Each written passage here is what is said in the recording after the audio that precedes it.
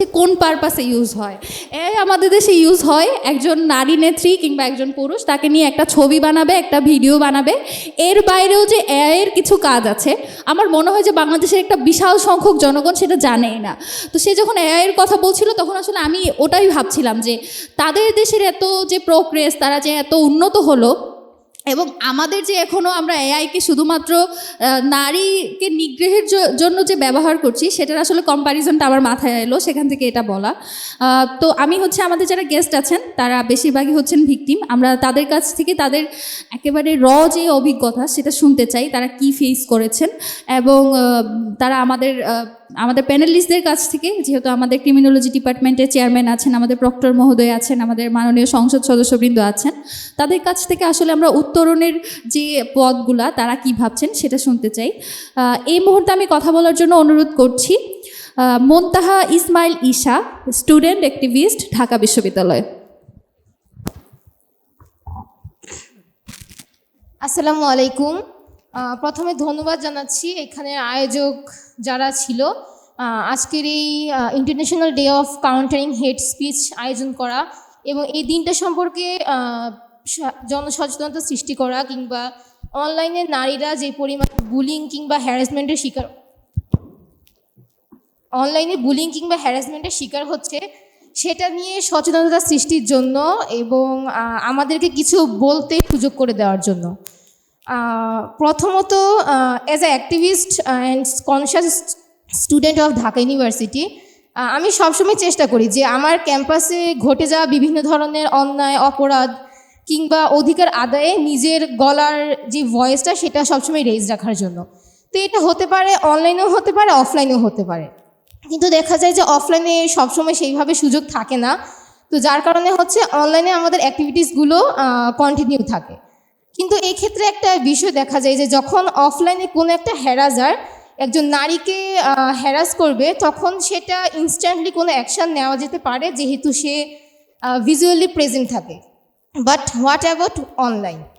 এখানে দেখা যায় যে অনলাইনে যিনি হ্যারাস করে সে অনেক সময় তার পরিচয় শনাক্ত করা যায় না, যার কারণে সে ইচ্ছে মতো অনলাইনে। যখন থেকে ডাকসু হয়েছে গত সেপ্টেম্বর থেকে এখন পর্যন্ত আমি কয়েক হাজারবার প্রক্টর অফিস, ভিসি মহোদয়ের অফিস, প্রভিসি ম্যামের অফিস আমি শুধু দৌড়াদৌড়ি করেছি, যাতে এই যে যৌন নিপীড়ন বিষয়ক যে সেল, সেটার আমি নিজে একজন সদস্য হওয়ার কথা ছিল ডাকসুর প্রতিনিধি হিসেবে, সেটা যাতে কার্যকরী হয় এটা নিয়ে আমরা কয়েক হাজারবার দৌড়েছি। শুধু আমি না, এখানে আমাদের ডাকসুর যারা অন্যান্য প্রতিনিধি আছেন, আফসানা আপু অনেকবার গিয়েছেন, রাফিয়া অনেকবার গিয়েছে, আমরা প্রত্যেকেই অনেকবার শুধুমাত্র এই যৌন নিপীড়ন এটা নিয়ে অনেকবার শুধুমাত্র ডাকসু থেকে রেজিস্টার বিল্ডিং অনেকবার দৌড়াদৌড়ি করেছি। এর পাশাপাশি এই সেলটা খুব সম্ভবত নতুন করে, আগের যে কমিটিটা ছিল সেটার পরে নতুন একটা কমিটি হওয়ার কথা আছে, সেটার মধ্যে খুব সম্ভবত, যেহেতু এখন আমাদের ডাকসুর কমিটি অলমোস্ট শেষ, এর মধ্যে যদি আমরা ইনক্লুড হই তো হব, নাহলে পরবর্তী যে ডাকসু আসবে তাদের কোনো একজন সদস্য রাখার ব্যাপারে আমরা জোর দিয়েছি।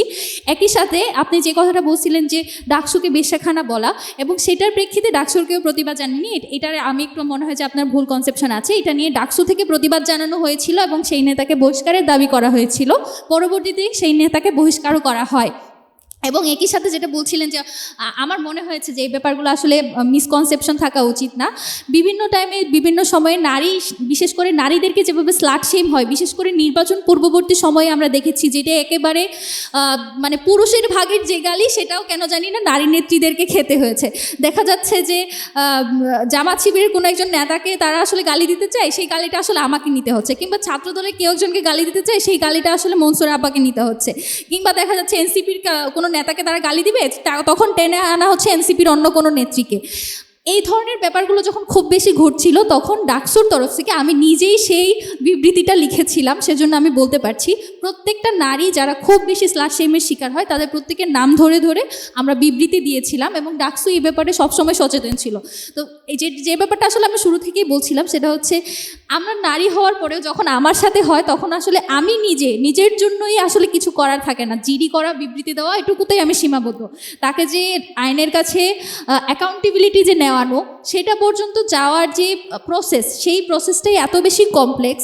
সেখানে আসলে আমাদের পলিসি মেকিংয়ের জায়গায় হোক কিংবা সেই নিজের ক্ষমতার জোর খাটিয়ে এটার একটা প্রতিকার আনা, একজনকে শাস্তি দেওয়া, সেটা আসলে আমাদের হাতে নাই।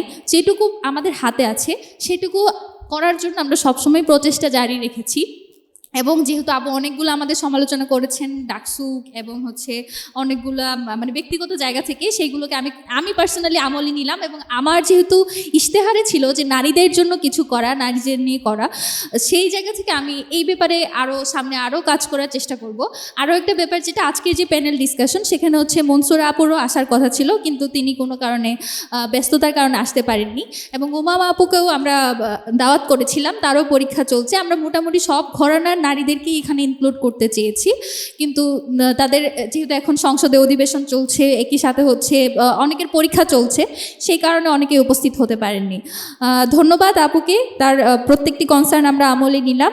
এই মুহূর্তে কথা বলার জন্য অনুরোধ করছি ডাকসুর কার্যনির্বাহী সদস্য, বিশেষ করে যে 32-এর ঘটনায় খুবই সিভিয়ারলি যার বাড়িঘর পর্যন্ত এফেক্টেড হয়েছিল, আমাদের রাফিয়াকে আমি অনুরোধ করব কিছু বলার জন্য। ধন্যবাদ সবাই। তাদের নেতারা যদি শুনতো, কাছ থেকে দেখতো আমাদের অবস্থা, তাহলে আমি মনে করি তাদের নেতাকর্মীদেরকে তারা আগে বলতো। আজকে সবার কথাই অনেক কথা চলে আসছে, তাই আমি আমাদের ভিকটিমদের কথাগুলো প্রায় সেম, এই জন্য ওই বিষয়গুলো টানবো না। আমি সমাধানের দিকে একটু কথা বলার চেষ্টা করব। আমরা এখন ডাকসু আছি, ঢাকা বিশ্ববিদ্যালয়ের প্রক্টর আছে।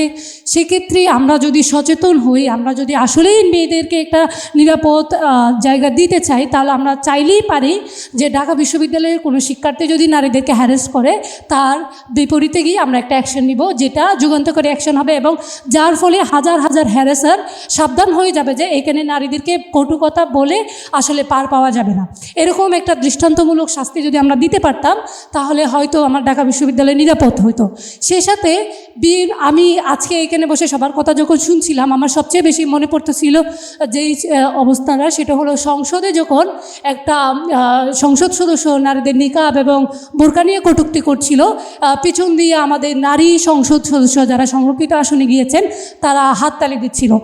এই যে সংসদের মতো জায়গায় যদি আমরা এই অবস্থা দেখি, তাহলে গ্রামের অবস্থা নিয়ে কথা বলাটা কতটুকু যুক্তিযুক্ত আমি জানি না।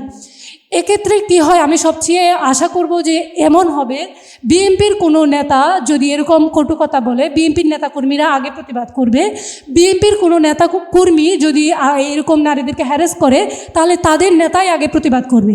এরকম অবস্থা যদি আমরা দিতে পারি, এরকম ঘটনা যদি আমাদের দেশে হয়, আমি মনে করি তাহলে আস্তে আস্তে এটা কমে যাবে। বিশেষ করে আমরা যখন দেখি যে একটা মহিলাকে নিকাব বোরকার কারণে কটু কথা বলা হলো, তখন অবশ্যই যারা ধর্মপ্রাণ মুসলমান আছে তাদের অনেক কষ্ট লাগবে।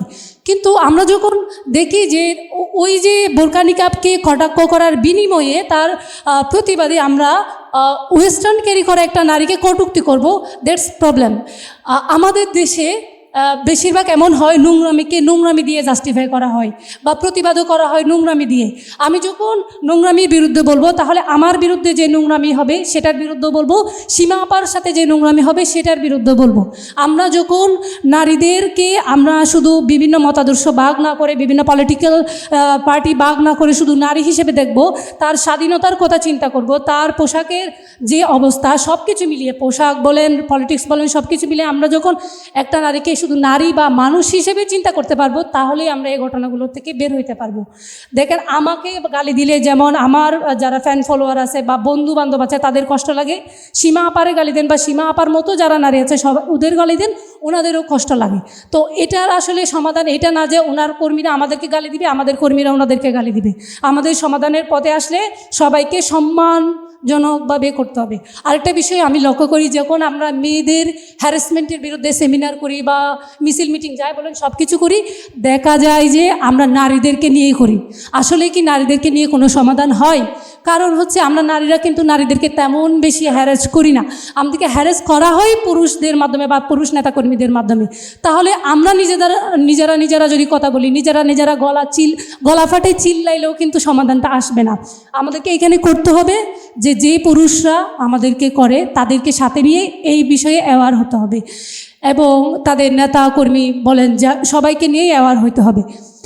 আরেকটা বিষয় আমি বলতে চাই যে আমাদের ঢাকা বিশ্ববিদ্যালয়ের আমি নারীদের নিয়ে অনেক কাজ করেছি, করার চেষ্টা করি, কিন্তু বিশেষ প্রায় সব সময় আমি দেখি যে যারা দায়িত্বরত আছেন তাদের অসচেতনতার কারণে বা তাদের দায়িত্ব জ্ঞানহীনতার কারণে কিন্তু এই ঘটনাগুলো বারবার হয়। আর আরেকটা বিষয় যে আমি মিডিয়াকেও এই জায়গায় অনেকে অ্যাড্রেস করেছেন, মিডিয়ার কারণে কিন্তু আমরা অনেক বিষয় অনেক হ্যারাসমেন্টের শিকার হই। বিশেষ করে আমাদেরকে কারা হ্যারাস করে এটার জন্য আমাদের ওয়ালে আসতে হবে না। আপনারা যে আমাদেরকে নিয়ে আজকে নিউজ করবেন, আপনারা আজকে নিউজ কমেন্টে আপনারা যাবেন, দেখবেন যে আপনাদের কমেন্টেই আমাদেরকে কী পরিমাণ হ্যারাস করা হয়। তো আমি মনে করি স্বরাষ্ট্রমন্ত্রী বা যারা দায়িত্বরত অবস্থায় আছেন তাদেরকে আমাদের পর্যন্ত আসতে হবে না সমাধান করার জন্য।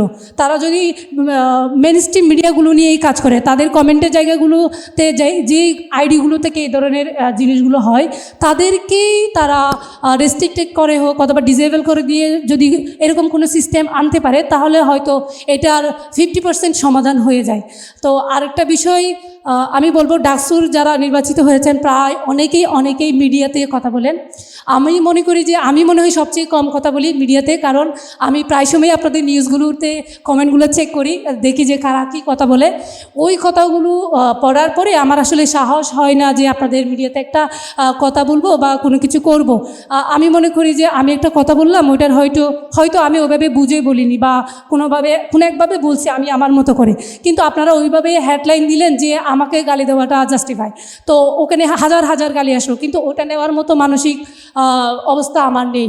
এমনও হইতে পারে যে আমি ডাকসুতে আসলাম আপনাদের গালিগুলো দেখে বা আপনাদের কমেন্টের গালিগুলো দেখে আমি পরবর্তীতে এই মিডিয়া বলেন আর রাজনীতি বলেন সব কিছুতে এত বেশি ঘৃণা করলাম বা এত বেশি ভয় পাইলাম যে আমি এখানে আসতে পারবো না। সেক্ষেত্রে দায়িত্বরত যারা আছেন বাংলাদেশের প্রশাসন, তারা যেমন আমাদেরকে চাইলে রক্ষা করতে পারে, সেই সাথে মিডিয়া আপনারা চাইলেও অনেক কিছু করতে পারেন, আপনারা আপনাদের মাধ্যমে সচেতন করতে পারেন। সেই সাথে আমার বিশ্ববিদ্যালয় বা